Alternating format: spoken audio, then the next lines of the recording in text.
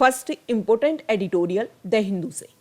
The Hindu में जो editorial आया है वो उसमें पहले कोविड के दौरान हमारे इंडिया में बल्कि पूरे वर्ल्ड में क्या क्या परेशानी हुई, किस तरीके से अनएम्प्लॉयमेंट जो रेट है वो बढ़ी, उसके बारे में बताया गया है। देखो, पेंडेमिक के दौरान जो हर एरिया है वो लाइवलीहुड से बहुत ज़्यादा परेशान हुआ। एक तरफ था लोगों के जीवन में ये था कि खुद के जीवन को बचाओ, और दूसरी तरफ से उनकी जो आजीविका है उसको प्रोटेक्ट करने का जो एक मेजर कन्फ्लिक्ट चला, वो मेजर इशू सामने आया पेंडेमिक के दौरान।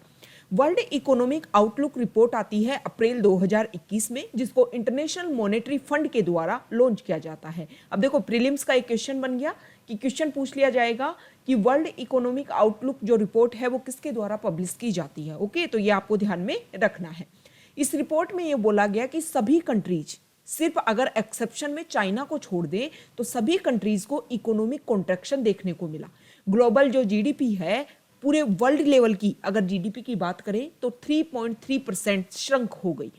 US, Brazil, Japan, Canada, euro area जो है उन सब में कॉन्ट्रैक्शन देखने को मिला 3.5 से 7% तक।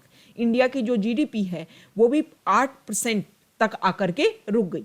अगर कंपैरिजन करें चाइना से तो चाइना में 2.3% का ग्रोथ रेट देखने को मिला। मतलब हर जगह जहां पर डिक्रीज देखने को मिला वहां पर चाइना की जो जीडीपी है वो इंक्रीज होती है।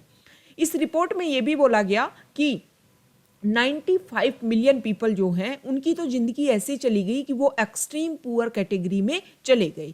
अनएम्प्लॉयमेंट यूरो एरिया में, इसके अलावा यूएस, कनाडा, इन सब में 7.1%, 8.1% एंड 9.6% तक चली गई। इसके अलावा जो अदर कंट्रीज है जैसे कि Spain, Greece, Turkey, Philippines, Argentina, Brazil, Colombia and Peru, इनमें तो जो अनएम्प्लॉयमेंट रेट है ना वो तो डबल डिजिट तक चली गई। मतलब डबल डिजिट में अनएम्प्लॉयमेंट रेट आई। इंडिया की अगर हम बात करें तो इंडिया में भी जो अनएम्प्लॉयमेंट रेट है वो अप्रैल 2020 से अगर हम बात करें और फरवरी 2021 के बीच में, तो शुरुआत में 23.5% आई फरवरी 2020 में। हालांकि फरवरी 2021 तक आते आते इसमें कुछ डिक्रीज देखने को मिला।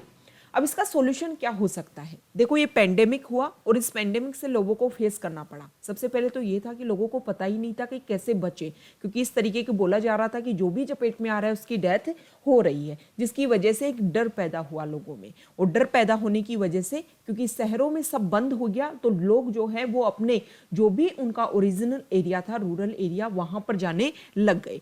जो भी लाइवलीहुड वर्कर्स जो शहरों की तरफ आ रहे थे पहले, वो वापस अपने गाँव की तरफ जाने लग गए। और गांव में जाने का मेन रीजन एक तो ये था कि उनकी एग्रीकल्चर लैंड के ऊपर उनको लगा कि वहां उनके ऊपर हम जाकर के रिलाई कर सकते हैं।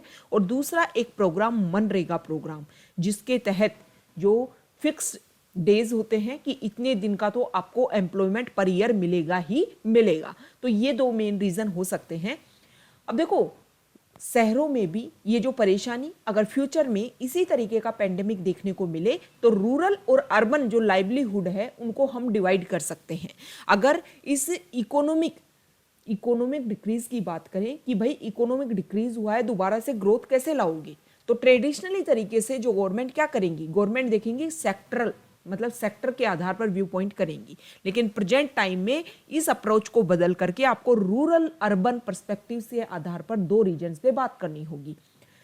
इकोनॉमिक शॉक जब आया, लोगों को जब अपनी जॉब खोनी पड़ी, तो इसी तरीके का जैसे गांव में मनरेगा होता है उसी तरीके से शहरों में भी अर्बन एरिया का मनरेगा होना चाहिए। मतलब रूरल एरियाज की जगह जो अर्बन एरियाज है, Mahatma Gandhi national urban employment guarantee scheme, ये हम एक अल्टरनेट ढूंढ सकते हैं, जिसकी वजह से जो शहरी क्षेत्र में रहने वाले लोग हैं जिनको अनएम्प्लॉयमेंट फेस करना पड़ा, अगर इस तरीके की स्कीम होती तो वो ये जो स्कीम है ना वो बहुत सारे लोगों को जॉब सिक्योर करती। जो जितना इकोनॉमिक डिक्रीज हमें देखने को मिला, इतना डिक्रीज नहीं देखने को मिलता।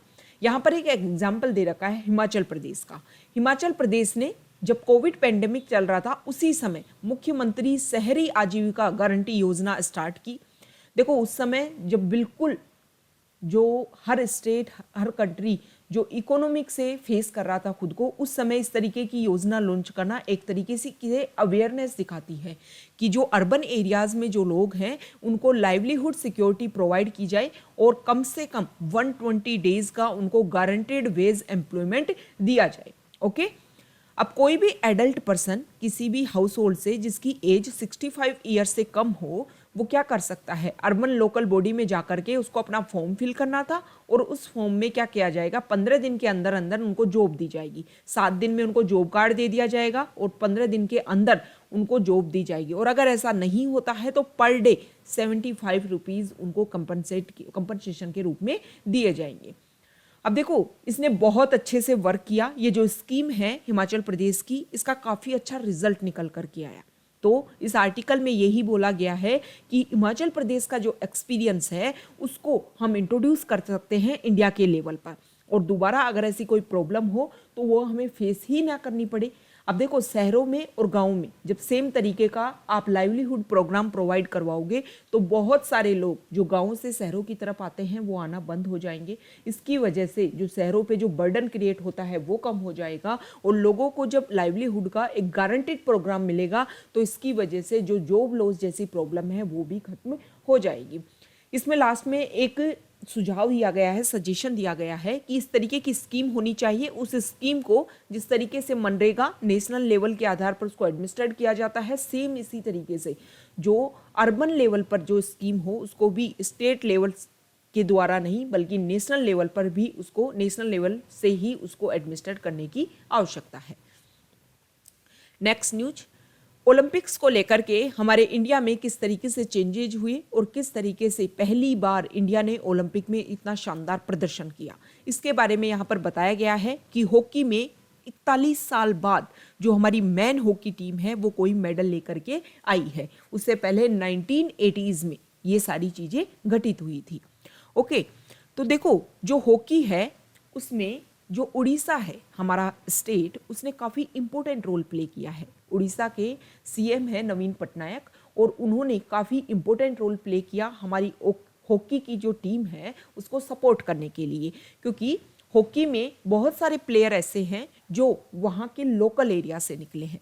सबसे बड़ी मेजर प्रॉब्लम हम बात करें, देखो पहले तो इंडिया का ग्लोरी हम देख लेते हैं कि इस वर्ल्ड कप में ये ओलंपिक जो हुआ उसमें इंडिया ने 7 मेडल हासिल किए। हालांकि अगर कंपैरिजन करें वर्ल्ड से तो इंडिया को काफ़ी कम लग सकता है और अदर कंट्रीज़ को भी लग सकता है कि 7 मेडल तो हासिल किए हैं, लेकिन इंडिया के पर्सपेक्टिव में अगर आप देखोगे तो इंडिया का काफ़ी अच्छा हिस्ट्री रहा है। इंडिया ने बहुत सारी प्रॉब्लम्स को फेस करते हुए ये मेडल्स हासिल किए हैं। तो इंडिया के लिए तो देखो एक सक्सेस जो रेट है वो सबसे हाई है। ओके, और ओलंपिक्स में सबसे शानदार प्रदर्शन आपका रहा। और इसके अलावा जेवेलिन थ्रो में पहली बार इंडिया ने गोल्ड मेडल हासिल किया है। इसके अलावा हॉकी टीम ने भी बहुत शानदार प्रदर्शन किया, मैन ब्रोंज लेकर के आए, वीमेन जो है वो 4th नंबर पर रहे। तो अगर हम हॉकी की बात करें, देखो हॉकी के लिए काफ़ी मेजर प्रॉब्लम रही, क्योंकि हम जो है 2017 से पहले हमारे इंडिया में जो प्रेजेंट टाइम में जो हॉकी खेली जाती है वो पहले ग्रीन घास पर खेली जाती थी, लेकिन इस प्रेजेंट टाइम में एस्ट्रो टर्फ पर खेली जाती है। अब हमारे इंडिया में तो ऐसे जो मैदान होने चाहिए ना, ग्राउंड होने चाहिए, वो ऐसे ग्राउंड ही नहीं थे। अब इस तरीके का पहली बार ग्राउंड उड़ीसा जो स्टेट है उसने प्रोवाइड करवाया, और 2013 से उसका कंस्ट्रक्शन का वो वर्क चला रखा था और 2017 में उन्होंने अवेलेबल करवाया। जब उन्होंने अवेलेबल करवाया और वहाँ पे 2018 तक इंडियन हॉकी टीम को सहारा स्पॉन्सर करता था, और 2018 से इंडियन हॉकी टीम को स्पॉन्सर किया गया उड़ीसा के द्वारा। उड़ीसा न सिर्फ उस एरिया से जो भी लोकल टैलेंट है उसको एक्सट्रैक्ट करने की कोशिश कर रहा है, बल्कि इस तरीके की जो ग्राउंड फैसिलिटीज़ है ना वो भी प्रोवाइड कर रहा है। देखो, जब तक आप अपने कंपटीटर के समान जो सुविधाएं प्रोवाइड नहीं करोगे तो बेटर रिजल्ट आ ही नहीं सकते हैं। यही मेन कारण रहा कि इंडियन हॉकी टीम का अब तक जो कभी हमेशा गोल्ड से नीचे मेडल लेकर के नहीं आती थी, लेकिन जिस तरीके की सुविधाएं, जिस तरीके से स्पोर्ट्स चेंज हुआ उस तरीके से हमारे इंडिया में फैसिलिटीज़ चेंज नहीं हुई, और उसी का कारण है कि हमें हॉकी में डिग्रेडेशन देखने को मिला। लेकिन प्रेजेंट टाइम में नवीन पटनायक ने काफ़ी अच्छा वर्क किया है। इसी को ध्यान में रख करके हम हर एरिया में जो स्पोर्ट्स एरिया है उसमें इसी तरीके की अगर हम फाउंडेशनल सुविधाएं प्रोवाइड करवाएंगे तो जो हमारे मेडल है ना वो काफ़ी ज़्यादा बढ़ सकते हैं। यहाँ पर बताया गया है मेजर ध्यानचंद के बारे में कि मेजर ध्यानचंद के नाम पर जो हमारा खेल रत्न अवार्ड है, देखो प्राइम मिनिस्टर ने 6 अगस्त को राजीव गांधी खेल रत्न अवार्ड का नाम चेंज करके मेजर ध्यानचंद खेल रत्न अवार्ड कर दिया गया। उन्होंने ये बोला कि हॉकी में जिस तरीके से इंडिया ने आज प्रदर्शन किया है, उससे पहले इंडिया की जो हिस्ट्री है हॉकी में काफ़ी ग्लोरीफाई रही है, तो उसी के नाम पर उन्होंने चेंज किया। और चेंज करने के बाद में देखो, बहुत सारे सपोर्टर्स ऐसे बोलते हैं कि हॉकी का जो मेजर ध्यानचंद है, उन्होंने काफ़ी इंपॉर्टेंट रोल प्ले किया था, उनको हॉकी का जादूगर के नाम से भी जाना जाता है। आपने नाम चेंज किया, लेकिन भारत रत्न की वो लोग मांग कर रहे हैं कि भारत रत्न उनको दिया जाना चाहिए। इसके अलावा इस आर्टिकल में ये भी बोला गया है कि बहुत सारे हमारे इंडिया में स्पोर्ट्स का इतना टैलेंट है, अगर उन सबको बाहर निकाला जाए तो इंडिया बहुत शानदार प्रदर्शन हर एरिया में कर सकता है। इसके लिए क्या करना है कि हमारा जो एजुकेशनल बैकग्राउंड है, उसी टाइम से स्पोर्ट्स के सीट डाले जाएं, और जो हमारी बुक्स हैं, छोटे बच्चों की जो बुक्स होती हैं, उनमें जो भी हमारे इम्पोर्टेंट अच्छे खिलाड़ी रहे हैं, प्लेयर्स रहे हैं, जैसे कि इस आर्टिकल में लास्ट में बोला भी गया है कि national council of education research and training के द्वारा इस डायरेक्शन में एक पिवोटल रोल प्ले करना चाहिए, जिसमें वो मेजर ध्यानचंद, सचिन तेंदुलकर, मिल्खा सिंह, गुरबचन सिंह रंधावा, पीटी उषा, हरिचंद, इन सबको अपने टेक्स्ट बुक में जब हम शामिल करेंगे और इनको अपने जो भी स्टूडेंट्स हैं उनको जब इसके बारे में स्टडी करवाई जाएगी, तो उनको लगेगा कि इंडिया का काफ़ी ग्लोरीफाई हिस्ट्री रहा, जिसका हम बहुत सारे लोग क्या होंगे, जब ही गेम्स के प्रति अट्रैक्ट होंगे। और इस तरीके से जब गवर्नमेंट वर्क करेगी तो बेसिक लेवल पर जो रिवोल्ट होगा ना, जो एक मूवमेंट चलेगा, और जो चिल्ड्रन जो हैं जब अट्रैक्शन होगा उनके गेम के प्रति, तभी जाकर के हम हमारी मेडल की जो संख्या है उसको बढ़ा पाएंगे। ओके, तो ये द हिंदू की इंपॉर्टेंट न्यूज़ थी, इंपॉर्टेंट एडिटोरियल्स थे। अब हम जो इंडियन एक्सप्रेस हैं उसके भी इंपॉर्टेंट एडिटोरियल्स को देख लेते हैं। फर्स्ट इंपॉर्टेंट एडिटोरियल है कास्ट सेंसस को लेकर के। लंबे समय से मांग चल रही है कि कास्ट सेंसस होनी चाहिए। लास्ट बार 1931 में हुई थी, उसके बाद में जो भी कास्ट सेंसस के तरफ कोई भी काम नहीं किया गया। ओके, यहाँ पर आप देख सकते हो कि देखो प्रेजेंट टाइम में जो बीजेपी गवर्नमेंट है, एनडीए की जो गवर्नमेंट है, उसकी जो एलीज हैं वो भी मांग कर रहे हैं, ठीक है। अपना दल, इसके अलावा जनता दल, आरपीआई, इन सब ने मांग की है कि जो कास्ट सेंसस होना चाहिए। देखो, कास्ट सेंसस के कुछ फायदे भी हैं तो कुछ नुकसान भी हैं। इस आर्टिकल में उसके प्रॉफिट्स बताए गए हैं। प्रॉफिट इस तरीके से बताए गए, पहले हम नुकसान देखते हैं कि नुकसान में क्या है कि जो हाई कास्ट के जो लोग हैं वो नहीं चाहते कि कास्टिज्म के आधार पर कास्ट सेंसस हो, लोगों की जो जनसंख्या पता चले। इससे क्या होगा कि पॉलिटिकल जो पोलराइजेशन है, जो बहुत सारी पॉलिटिकल पार्टीज हैं वो कास्ट के आधार पर अपनी कैंडिडेट उतारेंगी, और कास्ट के आधार पर जो चुनाव हैं, इलेक्शन हैं, वो उसके आधार पर होने लग जाएंगे। देखो, हमें हमारे जो बेसिक्स हैं उनको ज़्यादा हायर करना होगा, तभी जा कर के अगर हम कास्ट सेंसस करवा भी रहे हैं ना, तो उसका यूज कर सकेंगे इंडिया के ग्रोथ एंड डेवलपमेंट के लिए। क्या करना है, कास्ट सेंसस में जो भी डाटा आएंगे उसे हमें पता चलेगा कि कितनी कास्ट की कितनी पॉपुलेशन है, और उस पॉपुलेशन के आधार पर जो भी उस कास्ट के लिए जो भी इनिशिएटिव स्टार्ट किए जाते हैं, उन पॉलिसीज के ऊपर हम ज़्यादा फोकस कर सकते हैं कि किस कास्ट को कितनी ज़्यादा बेसिक फाउंडेशन की ज़रूरत है, ताकि वो सारे एक्यूरेट डाटा जो है ना, वो गवर्नमेंट की जो टारगेटिंग पॉलिसीज हैं उसको हेल्प करेंगे। ओके, तो इस तरीके से जो पार्टीज हैं वो इस कास्ट सेंसस के डाटा का यूज करके जो भी हमारी पॉपुलेशन है उसको और ज़्यादा बेटर तरीके से इम्प्लीमेंट करने के लिए यूज कर सकती हैं। नेक्स्ट जो एडिटोरियल है वो प्रेजेंट टाइम में सुप्रीम कोर्ट ने अभी अपना एक डिसीजन लिया। सुप्रीम कोर्ट ने ये बोला कि मान लो किसी एमपी या एमएलए के ऊपर कोई चार्जेस हैं, क्रिमिनल चार्जेस हैं, तो सीआरपीसी के तहत जो स्टेट गवर्नमेंट है उसके पास पावर होती है कि वो उन चार्जेस को खत्म कर सके।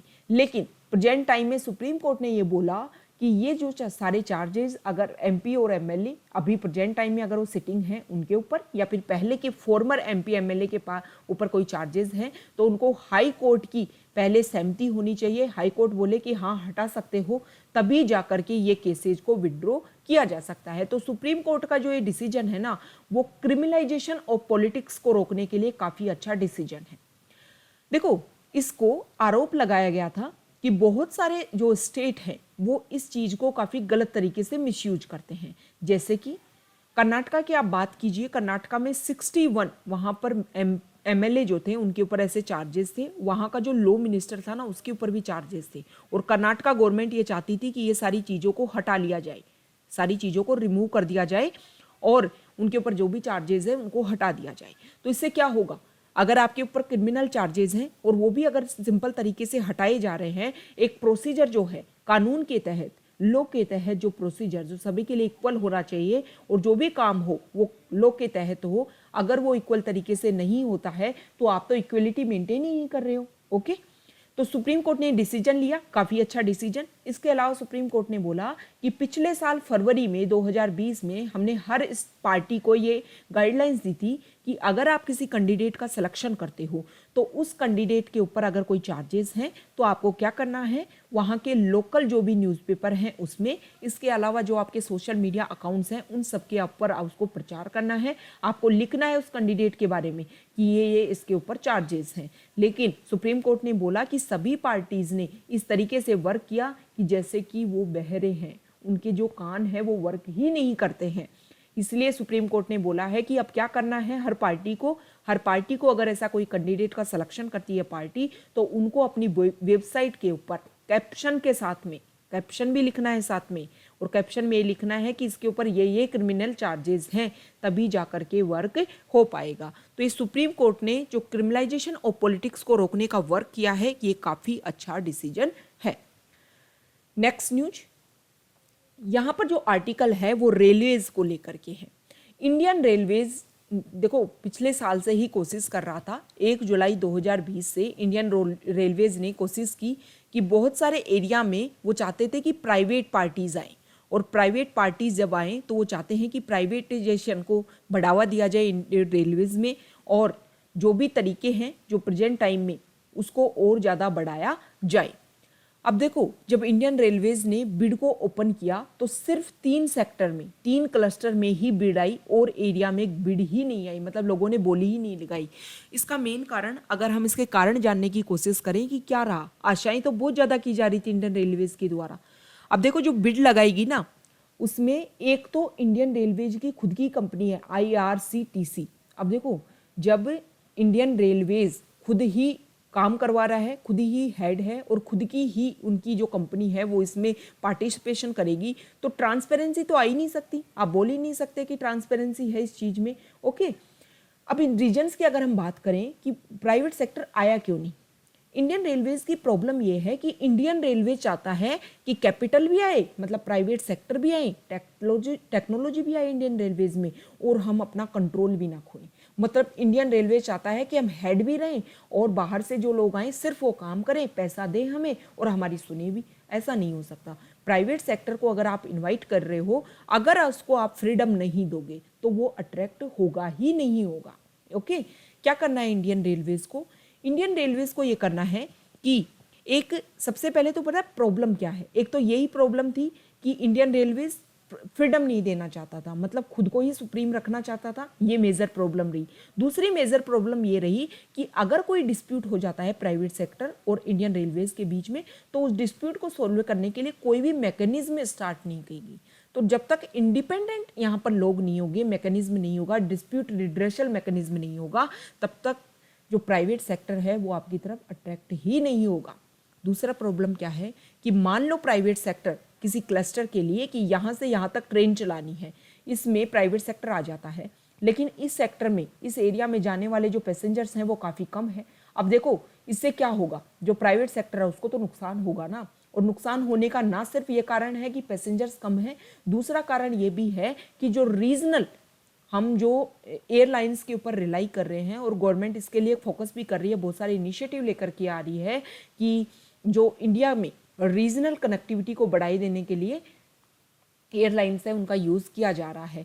अब देखो रीजनल कनेक्टिविटी अगर आप एयरलाइंस के थ्रू करोगे तो बहुत कम टाइम में, और प्रेजेंट टाइम में जो टिकट का जो खर्चा है वो भी काफ़ी कम होने लग गया है। अब रेलवे उस चीज़ को, उस एरिया को कवर करने के लिए, उस डिस्टेंस को कवर करने के लिए मान लो 20 आवर्स लेती है, और आप उसी एरिया को कवर कर लेते हो एयरलाइंस के थ्रू 2 आवर्स में या फिर 1.5 आवर्स में। तो देखो डिस्टेंस कितना कम हो गया, आपका टाइम कितना यूटिलाइज हो गया, और प्रेजेंट टाइम में टाइम का यूटिलाइजेशन बहुत ज़्यादा है। तो देखो अगर आपको जो कंपटीटर आपसे हाई है तो उससे कंपटीशन करने के लिए आपको कुछ एक्स्ट्रा फ्रीडम देनी पड़ेगी, तभी जाकर के प्राइवेट सेक्टर अट्रैक्ट होंगे।